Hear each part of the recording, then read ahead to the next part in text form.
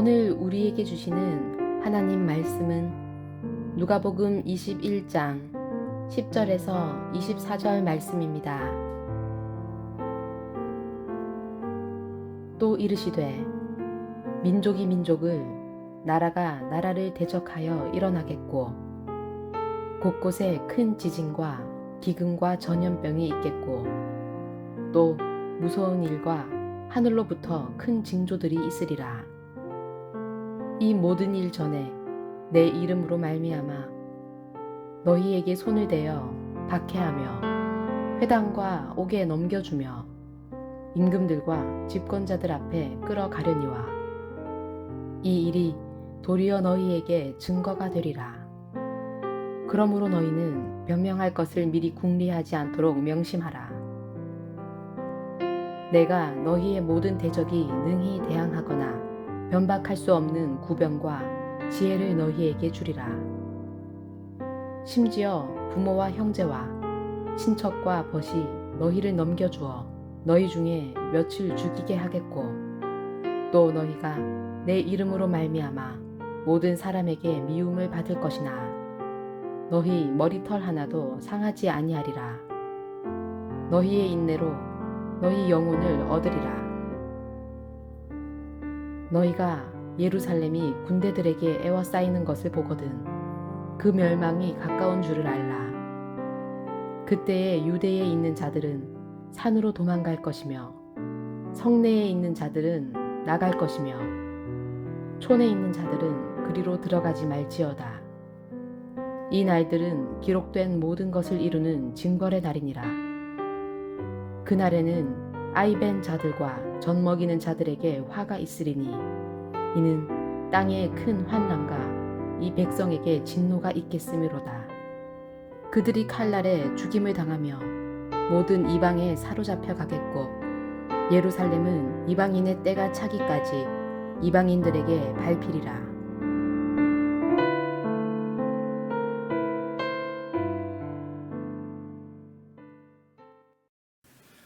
예수님께서는 예루살렘 성에 십자가를 지시기 위해 마지막으로 입성하셨습니다.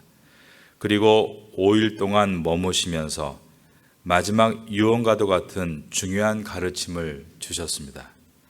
특별히 제자들에게 서기관들과 같이 높은 자리를 탐하지 말고 불의한 재물을 탐하지 말라라고 하셨습니다. 그리고 제자들이 아름다운 돌과 찬란한 장식으로 꾸며진 성전을 보며 감탄하고 있을 때에는 너희가 보는 성전은 날이 이르면 돌 위에 돌 하나도 남지 않고 다 무너질 것이라고 하셨습니다. 오늘 본문 위에 있는 누가복음 21장 5절과 6절을 보겠습니다. 어떤 사람들이 성전을 가리켜 그 아름다운 돌과 헌물로 꾸민 것을 말하며 예수께서 이르시되 너희 보는 이것들이 날이 이르면 돌 하나도 돌 위에 남지 않고 다 무너뜨려지리라. 예루살렘 성전이 무너진다는 말은 유대 사회에서는 절대로 해서는 안 될 금기되는 발언이었습니다. 과거 예레미야 시대 때도 우리야라는 사람이 예루살렘 성전이 무너질 것이라고 예언했을 때 여호야김 왕은 애굽으로 도망친 우리야 선지자를 잡아서 자신 앞에 무릎 꿇히고 죽여 그 시체를 평민의 묘지에 던져버렸습니다. 그 정도로 유대인에게 있어서 예루살렘 성전이 무너진다는 것은 입에 담을 수 없는 말이었는데 그것은 성전의 무너짐에 갖는 의미 때문이었습니다.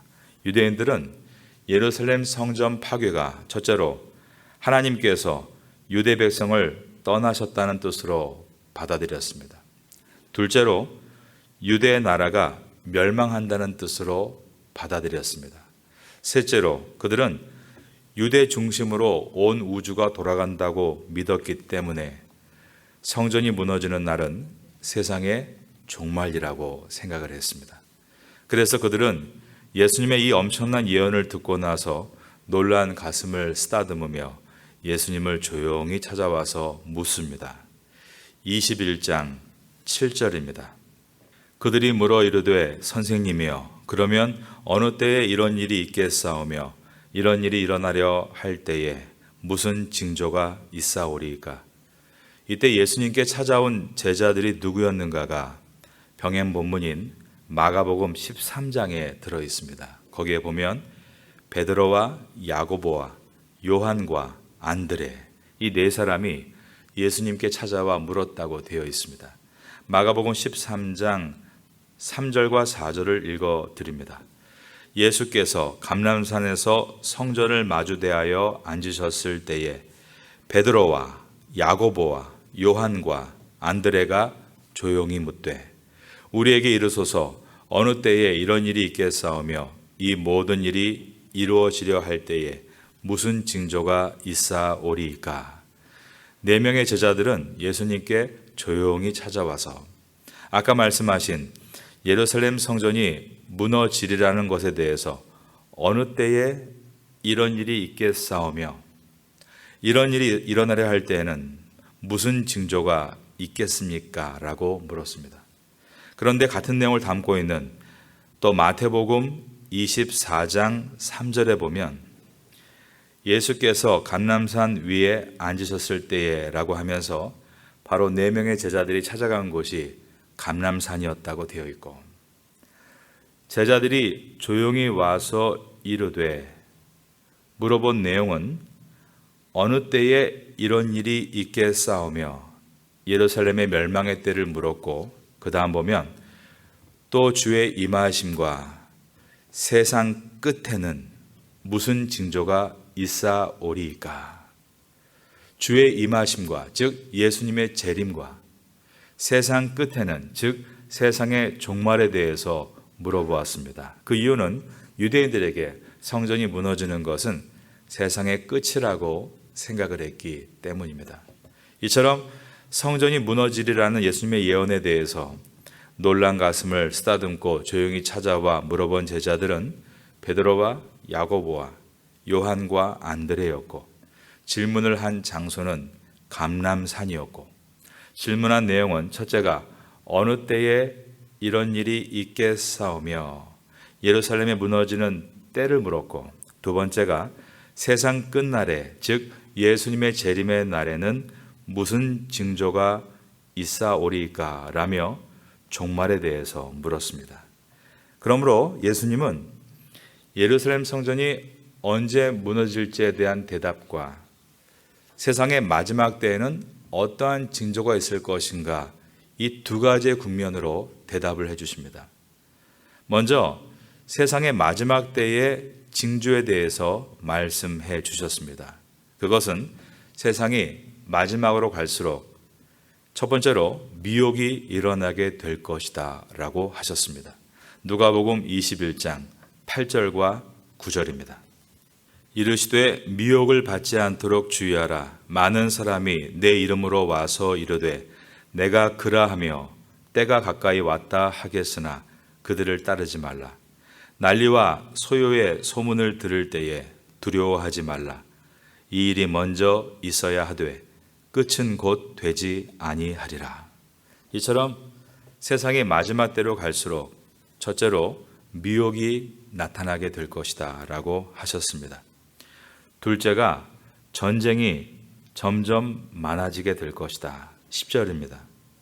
또 이르시되 민족이 민족을 나라가 나라를 대적하여 일어나겠고 셋째가 지진과 기근입니다. 11절을 봅니다. 곳곳에 그 다음 보면 큰 지진과 기근과 라고 되어 있습니다. 넷째가 전염병입니다. 큰 지진과 기근과 그 다음 보면 전염병이 있겠고 또 무서운 일과 하늘로부터 큰 징조들이 있으리라 라고 하셨습니다. 다섯째가 환난과 순교입니다. 12절부터 19절까지의 말씀은 세상의 마지막으로 갈수록 예수 그리스도의 복음 때문에 환난도 당하고 순교도 당하게 된다라고 하셨습니다. 이 모든 일 전에 내 이름으로 말미암아 너희에게 손을 대어 박해하며 회당과 옥에 넘겨주며 임금들과 집권자들 앞에 끌어가려니와 이 일이 도리어 너희에게 증거가 되리라. 그러므로 너희는 변명할 것을 미리 궁리하지 않도록 명심하라. 내가 너희의 모든 대적이 능히 대항하거나 변박할 수 없는 구변과 지혜를 너희에게 주리라. 심지어 부모와 형제와 친척과 벗이 너희를 넘겨주어 너희 중에 몇을 죽이게 하겠고 또 너희가 내 이름으로 말미암아 모든 사람에게 미움을 받을 것이나 너희 머리털 하나도 상하지 아니하리라. 너희의 인내로 너희 영혼을 얻으리라 라고 하셨습니다. 마지막 때에 있을 이러한 징조에 대해서 예수님은 상세하게 말씀해 주셨고 예수님께서 승천하시기 전에 예언해 주신 이 말씀의 기록은 오늘 본문 누가복음 21장과 함께 마태복음 24장과 마가복음 13장에 기록이 되어 있습니다. 예수님은 이 말씀을 하시고 며칠 후에 십자가에 달려 죽으시고 3일 만에 부활하시고 40일 동안 제자들과 함께 부활의 몸을 보여주시다가 하늘로 승천하셨습니다. 그리고 약속대로 또 다른 보혜사 성령께서 오셨고 제자들은 사도가 되어 온 땅을 향해 나가 복음을 전하고 교회를 세웠는데 바로 이 내용이 사도행전입니다. 그런데 사도행전의 별명은 성령행전입니다. 사도들이 모든 것에 있어서 하나님께 여쭙고 성령의 인도하심에 따라 나아갔기 때문입니다. 그러다가 사도 바울이 순교하고 사도 베드로도 순교하고 모든 사도들이 다 순교하게 됐습니다. 마지막 남은 사도 요한은 사형 언도를 받고 끓는 가마에 들어갔으나 온몸에 화상을 입고도 죽지 않고 살아남으로 로마의 도미시안 황제는 그를 죽을 때까지 노역을 하게 만들기 위해서 채석장에 있는 반모섬으로 유배를 시킵니다. 그는 그곳에서 기도하다가 하나님의 임재를 경험하게 되는데 그곳에서 예수님께서는 과거 60여 년 전에 이 땅에서 하신 말씀과 똑같은 말씀을 하십니다. 그것은 세상의 마지막에는 미혹과 전쟁과 그리고 기근과 원역과 같은 또 많은 시련이 있을 텐데 잘 인내하라는 위로의 말씀이었습니다. 요한계시록 6장에 나와 있는 내용인데 인을 떼시는 것으로 설명하셨습니다. 예수님께서 첫 번째 인을 떼실 때 흰 말과 그 탄자가 나타나는 환상을 보았습니다. 흰 말을 탄 자는 예수 그리스도라고 생각할 수 있지만 예수 그리스도를 가장한 적그리스도를 보여주신 것으로서 세상이 마지막으로 갈수록 미혹이 점점 많아지게 될 것임을 보여주셨습니다. 예수님께서 둘째 인을 떼실 때 붉은 말과 그 탄자가 나왔는데 이것은 세상의 마지막으로 갈수록 전쟁이 더 많아질 것이라고 하셨습니다. 예수님이 셋째 인을 떼실 때에 검은 말과 그 탄자가 나왔는데 그 탄자의 손에 저울을 가지고 있었습니다. 그런데 들려오는 소리가 한 데나리온의 밀 한 대요, 한 데나리온의 보리 석 대로다라고 했는데 이것은 그 당시에 상상도 하지 못할 만큼 치솟은 물가를 보여주는 것으로 지진과 기근을 상징하는 말씀이었습니다. 예수님이 네 번째 인을 떼실 때 청황색 말과 그 탄자가 나왔는데 이것의 출현으로 수많은 사람들이 고통을 당하고 죽게 되었습니다. 이 청황색 말은 오늘 본문에 말씀하신 내용의 전염병을 말하고 있는 것입니다. 이처럼 예수님께서 살아계셔서 하신 말씀의 순서와 60여 년 후에 사도 요한이 반모섬에서 하늘에 계신 예수님께 들은 말씀의 순서가 같다는 것을 보게 됩니다. 누가복음 21장 11절을 한 번 더 보겠습니다. 곳곳에 큰 지진과 기근과 전염병이 있겠고 또 무서운 일과 하늘로부터 큰 징조들이 있으리라. 예수님께서는 누가복음 21장 12절부터 환난과 순교에 대해서 말씀하셨는데 요한계시록에서도 이 환난과 순교가 5번째 인을 떼실 때 등장합니다. 환난으로 인해서 순교당한 순교자들의 기도가 나오는 것입니다. 요한계시록 6장 9절에서 10절을 보면 5째 인을 떼실 때에 내가 보니 하나님의 말씀과 그들이 가진 증거로 말미암아 죽임을 당한 영혼들이 제단 아래에 있어 큰 소리로 불러 이르되 거룩하고 참되신 대주제여 땅에 거하는 자들을 심판하여 우리 피를 갚아주지 아니하시기를 어느 때까지 하시려 하나이까 하니. 이 같은 순교자들의 탄식의 기도가 들어있는 것입니다. 이처럼 세상이 마지막으로 향해 갈수록 거짓 그리스도가 활개를 치는 미혹과, 두 번째로 전쟁과, 세 번째로 기근과, 네 번째로 전염병과 같은 재난이 일어나게 될 것이다 라고 하셨습니다. 신천지의 교주인 이만희는 자신을 소개하는 책자에 흰 말을 타고 있습니다. 자신을 재림 예수라고 사람들을 미혹합니다. 크림반도의 갈등이 러시아와 우크라이나 전쟁으로 폭발해서 지금 현재 20일째를 맞고 있습니다. 지진과 지구온난화로 수많은 사람들이 현재 기근으로 고통을 당하고 있습니다. 코로나 전염병이 3년째 접어들면서 전 세계적으로 600만 명이 사망을 했습니다. 우리가 살고 있는 태국은 복음으로 인해서 핍박과 환난을 당하진 않지만 지금도 전 세계적으로 복음으로 인해 환난과 순교를 당하는 성도들이 많이 있습니다. 그 순교자들은 지금 어디에 있는가? 요한계시록에 보니까 하나님 보호자 앞에서 이 땅에 그리스도의 복음으로 하나님의 정의가 구현되기를 그들은 기도하고 있다라고 되어 있습니다. 이러한 급변하는 상황을 보면서 사람들 중에는 종말이 얼마 남지 않았다라고 탄식하는 이들이 있습니다. 물론 모든 사람에게는 각자의 종말이 있습니다. 오늘도 전쟁에 직면한 우크라이나의 국민들, 코로나 위중증으로 가쁜 숨을 쉬는 어느 한 사람에게는 오늘 하루가 그의 종말일지도 모릅니다. 그러나 성도는 죽음이 끝이 아니라 또 다른 새로운 시작이기에 죽음을 두려워하는 것이 아니라 우리는 그것을 당연한 결과로 받아들이며 하나님의 품에 안기는 사람들입니다. 하지만 우리가 지금 살아있다는 것은 우리가 이 땅에 아직 해야 될 일이 남아있다는 것을 깨달아야 하고 그러는 가운데 이 시대가 어떤 시대인지를 우린 분명히 알 수 있어야 합니다. 지금은 이단들이 시한부 종말론을 들먹이면서 모든 것이 끝이다 자포자기해야 될 때가 아닙니다. 누가복음 21장 9절을 보겠습니다.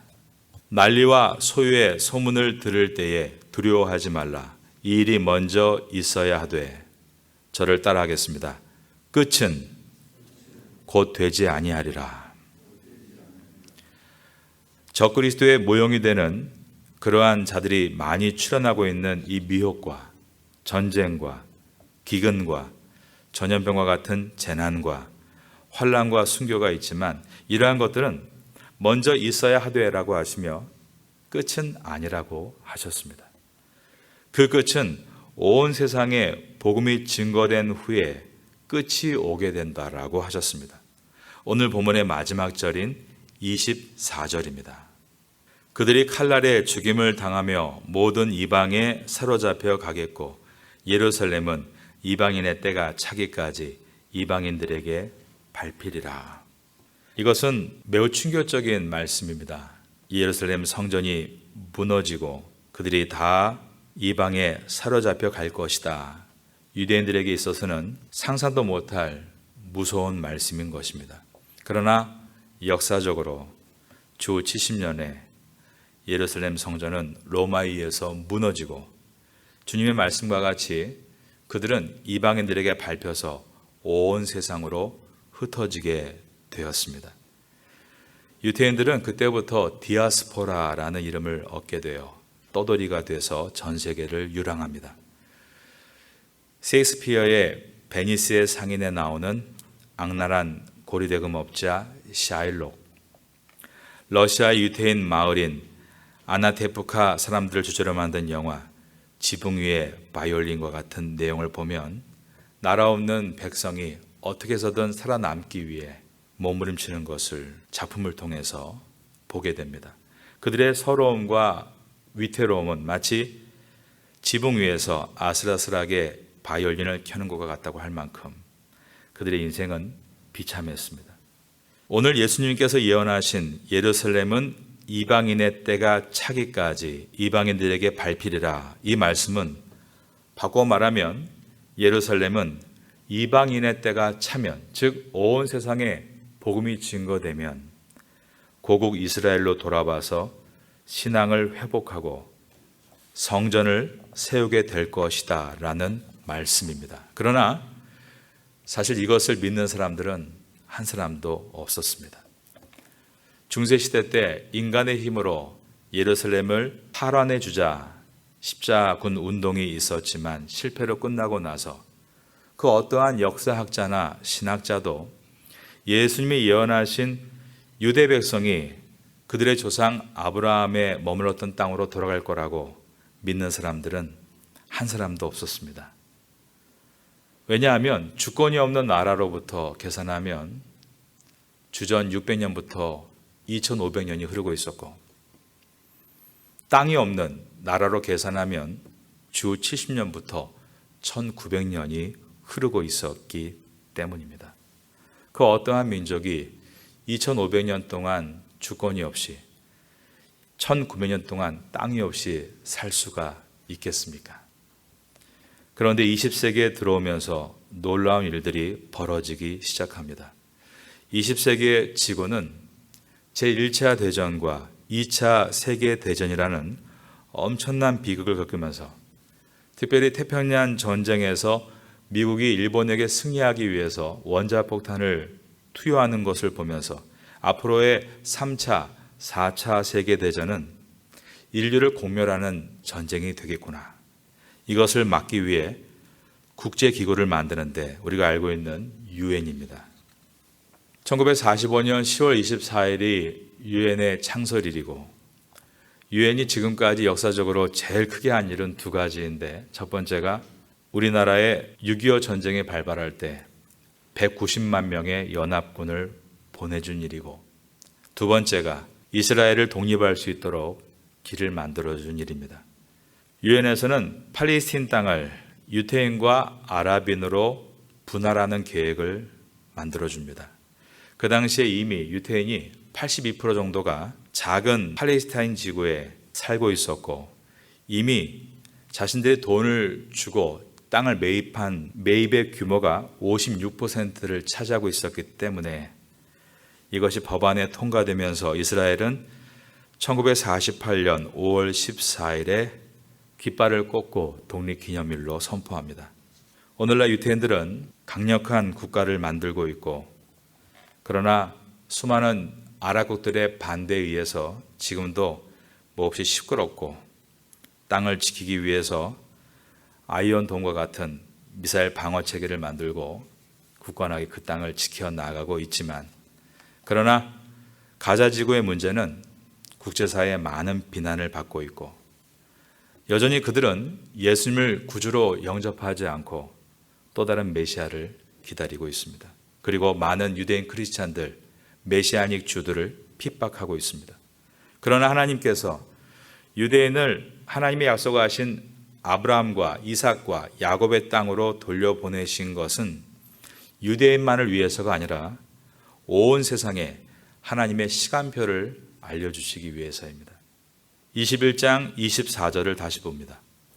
그들이 칼날에 죽임을 당하며 모든 이방에 사로잡혀 가겠고, 예루살렘은 이방인의 때가 차기까지 이방인들에게 밟히리라. 지금은 이방인들의 발 밑에서 벗어나서 자기 나라로 돌아간 때입니다. 시한부 종말론자들은 예수님이 몇 년, 몇 월, 몇 시에 오신다 사람들을 미혹합니다. 2012년 12월 21일에 멸망할 것이다. 그들은 성경도 아닌 마야 달력을 보면서 그 끝에 12월 21일 이유가 없다는 걸 근거로 해서 지구의 종말이 온다. 온 세상에 소문을 퍼뜨렸고 사람들이 2012년 12월 21일 날 지구가 멸망하는 줄 알고 그 두려움에 못 이겨서 자기의 목숨을 버리는 사람들도 있었습니다. 그러나 성도는 오늘의 예수님의 가르침을 통해서 지금은 그렇게 헛된 것에 생각을 빼앗기고 마음을 빼앗기는 때가 아니라 지금은 세월을 아끼고 마지막 때에 하나님께 잘 쓰임받기 위해 준비해야 함을 깨닫습니다. 하나님의 마음을 여름날의 얼음 냉수와 같이 시원하게 할 그러한 통쾌한 일꾼이 되도록 준비되어야 한다는 것입니다. 주님은 이 얘기를 제자들에게 하고 계십니다. 4명의 제자들에게 말씀하셨고 그 제자들은 이것을 다시 동료 제자들과 계속 상고하면서 주님의 이 말씀을 붙들고 우리는 온전하게 쓰임 받아야 한다는 사명감을 가질 수 있었습니다. 전쟁의 소문이 우리에게 들려옵니다. 전염병의 공포가 몰려옵니다. 우리가 하나님이 아니면 이러한 두려운 소문에 넘어질 수밖에 없고 공포에 휩싸일 수밖에 없지만 하나님이 우리에게 이러한 약속을 주시며 이것은 끝이 아니다라고 하셨기에 우린 담대하게 우리 자신을 준비하며 나의 앞길 인도하시는 주님을 따라 끝까지 사명을 감당해 나갈 수 있는 것입니다. 주님의 말씀을 들으며 이 아침에 기도할 때 주님, 내가 주 앞에 잘 쓰임받는 주님의 일꾼 되기를 원하며 그러기 위해서 저를 잘 훈련시켜 주시옵소서 기도할 수 있는 우리가 될 수 있기를 예수님의 이름으로 축원합니다.